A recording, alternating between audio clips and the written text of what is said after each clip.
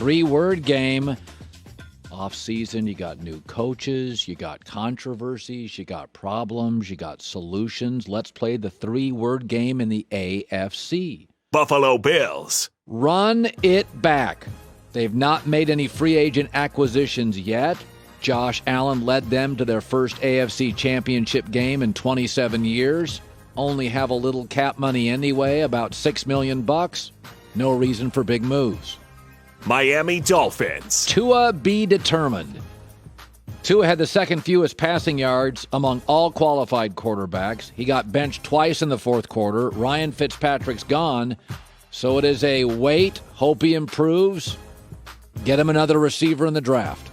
New England Patriots. Bill shopping spree.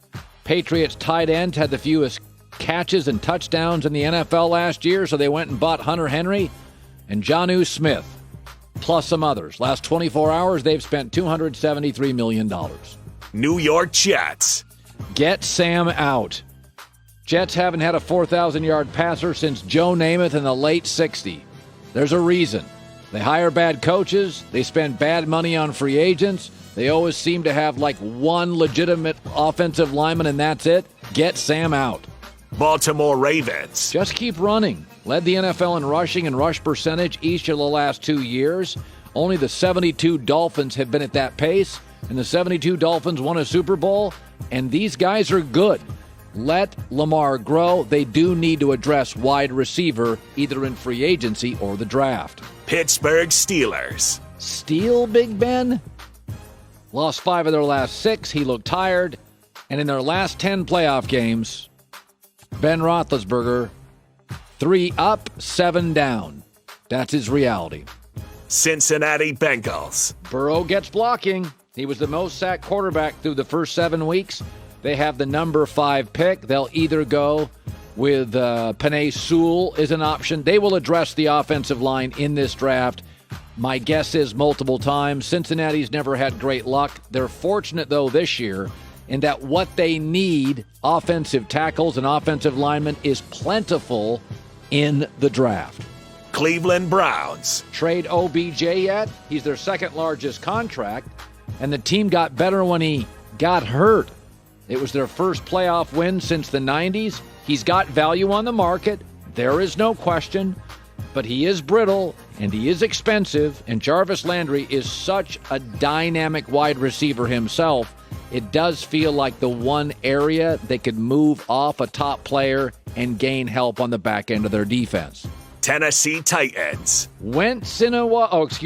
Pass rushers wanted. They signed Bud Dupree of Pittsburgh. He's not their best linebacker, but he's help. They had the third fewest sacks. And listen, Mike Vrabel's a really smart guy, and he can't generate a pass rush with his schemes, so they just don't have good enough personnel. So Bud Dupree got a little bit more money than Pittsburgh wanted to pay him, $85 million, 5 years. But he does have 20 sacks last couple of years. Now, some of that is because Pittsburgh's pass rush is so forceful. You got so many people you have to block. Sometimes Bud Dupree can get past that. He's gotten better over the last couple of years, though, as a player. There were some doubters early, but it's a good get for them. Indianapolis Colts. Once in a while. Listen, they had the number 7 offensive line last year. Last time Frank Reich and Carson Wentz were together, they were very good, and he played at a MVP level. I think we all believe that if Phillip Rivers can win 11 games, if Wentz can just get his accuracy back to some degree, it feels like an 11 or a 12-win team. Plus, it's a very winnable division. It's always a little sideways. Houston Texans. Have a problem. Actually, several. The head coach is over his skis. Deshaun Watson doesn't want to be there. Cap issues. They're $4 million under. They've given away too many good draft picks, and they've got a franchise quarterback who at this point is just saying, I'm not interested at all. They're not taking calls, reportedly. Nick Caserio's their new GM from New England. He's not even taking calls where Seattle at least is. So this thing is, the longer you wait with stars, the less you get back historically in the NBA and NFL. Jacksonville Jaguars. Urban home rebuild. Listen, they've got the most cap space. They just signed Shaq Griffin. They got the number 1 pick. They're going to take that kid, Trevor Lawrence. And the 4 times Urban Meyer has gone to a new place, Bowling Green, Utah, Florida, Ohio State, They've seen their win totals increase in the first season. So he's got a plan. He's got a theory. He's got a point of view. Jacksonville, what's the ceiling on Urban Meyer in the NFL? I have no idea. But he's a winner. He's a culture creator. And he gets the best college quarterback maybe in the last 5 to 10 years out of the draft. Kansas City Chiefs. State Farm policy. They're rebuilding the offensive line, and they started with Joe Thuney, who has not missed a game in 5 seasons. They got 2 tackles they need. I wouldn't want to have to address both of those in the draft. I still think they can go out and sign somebody in free agency, but Thuney's a top 10 guard in the league. And again, they're late first-round pick. They may move up, but they'll go for tackles in the draft. You can be assured of that. Los Angeles Chargers. Herbert fully charged. Listen, he set NFL rookie records for touchdown passes and yards and 300-yard gains and essentially everything you could when he was given 5 minutes of a head up he was playing. And it was a bad offensive line.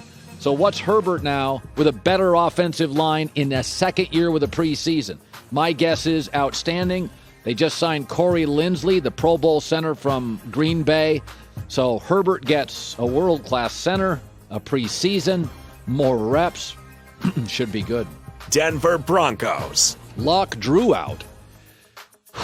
Drew Lock, lowest completion percentage in the NFL last year of quarterbacks who qualify. You can't win in this league throwing 57% completion rate. And I like Fant, the tight end. I like Jerry Jeudy. They got some players. So I think their weapons are good. Now, a couple of them are real young, but he throws a lot of picks. He plays kind of a casual style. A lot of balls kind of thrown up for grabs. And we've had enough rumors in Denver. We know they're not settling on him at this point. They will try to make a deal for somebody. Las Vegas Raiders. A Gruden awakening. John Gruden's the only coach to miss the playoffs each of the last 3 years and still has a job. Now, he's going to have one for another 6 or 7 because it's a 10-year contract, and Mark Davis absolutely loves him. But there are questions inside the organization. Notably, they get worse after Thanksgiving, which is the opposite of what really good teams do. A lot of good teams, New England historically has struggled in September. You experiment, you play young guys. They've been bad down the stretch. And right now, defensively, they don't have a pass rush, and their secondary is not very redeemable. That's kind of a Tennessee combination. If you don't have a pass rush, you better have great corners, and they do not. Hi, everybody. Thanks for watching. Subscribe here to get the latest from the show. Also, be sure to check out more of the best clips from The Herd or go watch a few segments from other shows on FS1.